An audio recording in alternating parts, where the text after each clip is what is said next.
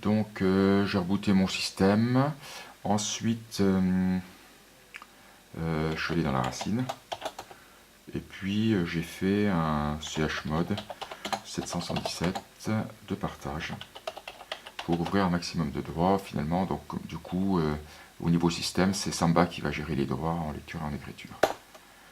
Et puis c'est tout. Donc là maintenant, je vais filmer le PC qui est à côté, qui est en réseau, pour vous montrer que le partage Windows se passe bien. Donc je vais me déplacer. Voilà.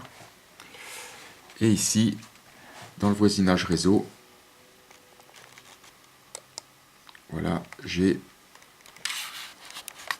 donc NAS Perso, qui est le nom des BIOS de ma machine, dont j'ai décidé le nom au moment de l'installation de Debian. Et là je clique sur partage, et j'ai mon toto.conf, donc j'ai fait un touch toto.conf dans partage depuis la machine Linux pour créer un fichier, pour voir si j'avais bien accès. Là après voilà, bon c'est un .conf, hein, donc Windows. Donc ça marche bien, et depuis donc une machine Windows qui est sur le même réseau, j'ai accès au partage sans aucun problème. Si je veux déplacer un fichier, on va regarder ensemble si ça marche. Donc avec Windows c'est toujours un peu compliqué. Bon bah, par exemple je vais dans Documents, et puis dans Téléchargement, pourquoi pas. Puis là je télécharge une live de Debian, je la déplace sur mon partage. Et là qu'est-ce qui se passe? Hop, il copie.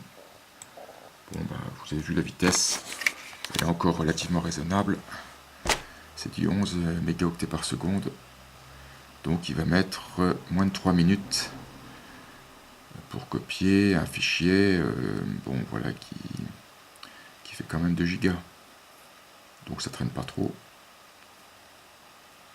Donc ça fonctionne parfaitement. Eh bien, bon courage à vous.